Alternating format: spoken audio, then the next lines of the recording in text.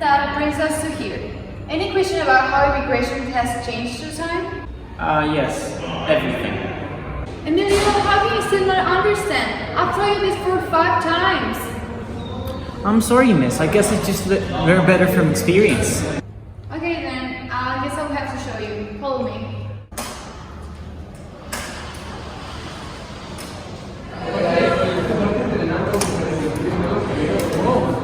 Oh my god. Where are we? Well, if everything went as planned, we must be in the year 1850. How's that possible? Every teacher can time travel, but it's a secret. I guess I have to keep it, right? Of course. Anyway, let's find someone who here can explain you. Come on.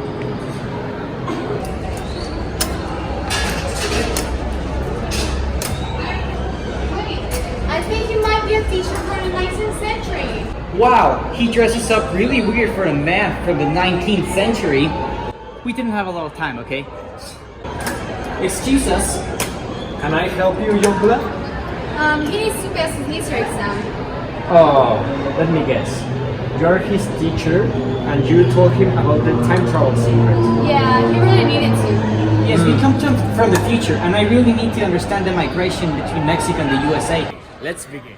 Mexico gained its independence from Spain in 1821.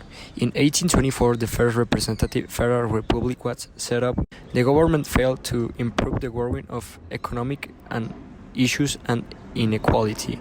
It allowed to immigration of around 30,000 Americans to East Texas, being one of the first instances of migration that took place in the country. In 1836, Santana became president under the centralist government.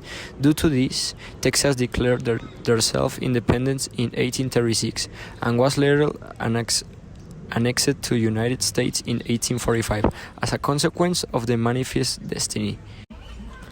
The Manifest Destiny was a belief that was developing in the U.S., which stated that the nation was destined by God to expand its territory across the North American continent.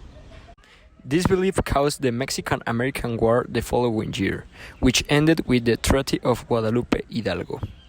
The Treaty of Guadalupe Hidalgo was an agreement that added around 525,000 square miles to the United States territory, losing Arizona, California, Colorado, Nevada, New Mexico, Utah, and Wyoming. It also established the political borders between both countries and guaranteed the safety and property rights of the Mexicans that live in those states. Around 10,000 Mexicans became part of the USA, turning the event into a major migration movement. Wow, that was very interesting. Yes, it was, but we really need to hurry up. We have to come back before your parents come pick you up. Okay, well, thanks for your help, mister. We have arrived to the 20th century. Let's find someone here that can explain what's going on. Look, there's a teacher over there. Let's go talk to him. Hello, mister.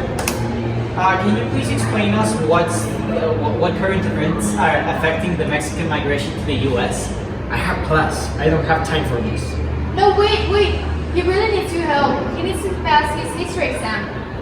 Okay, come in. Okay, let's begin. In 1911, Mexicans were rebelling against Porfirio Diaz due to the dictatorship he established. The conflict ended in a revolution that caused over 2 million deaths and the destruction of the country. And these were the main reasons that impulsed the migration of more than 1 million refugees to the United States, producing a significant alteration in its residents and economy. For example, the population of San Antonio increased by 60%. After the Civil War in Mexico, the United States went through a Great Depression. It caused the employment of 15 million Americans and left the country into bankruptcy. As a result, the U.S. government became hostile towards immigrants and deported up to 1.8 million Mexicans. Years later, the World War II, the USA implemented the Barcero program in 1942, an agreement with Mexico that would allow the recruitment of men to work on railroads and farms, causing the immigration of more than 4.5 million Mexican citizens that were legally hired. That was very interesting. I didn't know that. Well, thank you. Bye. What do you mean by I won't let you go? Sir, we really need to go. We're sorry.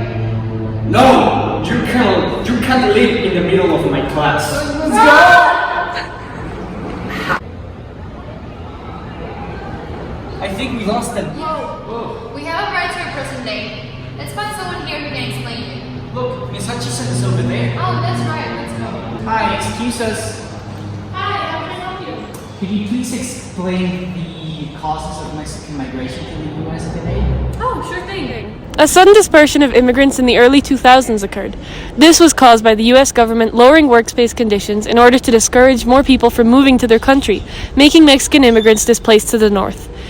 The number of Mexicans settling in California, Texas, and Illinois dropped from 83% to 70%.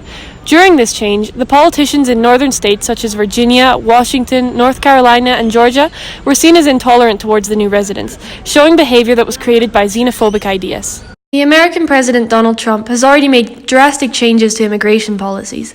He limited access to asylum, improved border security, and promised to build his iconic wall. Cutting down immigration is one of the Republican Party's main goals today. In May of 2019, President Trump threatened to impose tariffs on Mexican goods to stop the U.S. from importing products from Latin America.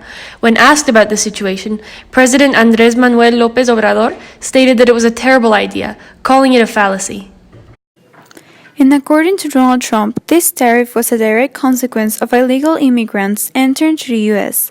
and will be reduced when Mexico implemented policies that will decrease the percentage of undocumented Mexican immigrants. Wow, that's clearly going to decrease the migration rate.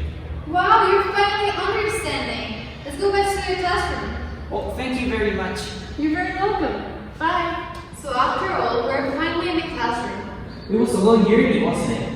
Yeah, but it was pretty interesting. Anyway, I need you to tell me a conclusion about everything you learned. In conclusion, migration depends on the problems and struggles that a country undergoes, increasing exponentially over time. This can be shown in different historic events that have had an impact on Mexico's and the United States' stability. For example, during the Mexican-American War, this brought destruction to both sides involved, ending with the migration of over 10,000 Mexicans. In the same way, after a few decades, the Mexican Revolution disrupted the economic activities, leading to the movement of over 1 million refugees to the US, where they continued working in the same labor areas that were affected in Mexico. Finally, nowadays, people are motivated to move to the Americas because of the lack of work and education opportunities, which illustrates the inability of Mexico to create an environment full of favorable conditions to the poorest sections of society. Wow, that was a really good conclusion. Anyway, I think your parents are here. I need to go. Goodbye. Goodbye, miss. I think I left my crutches in the 20th century.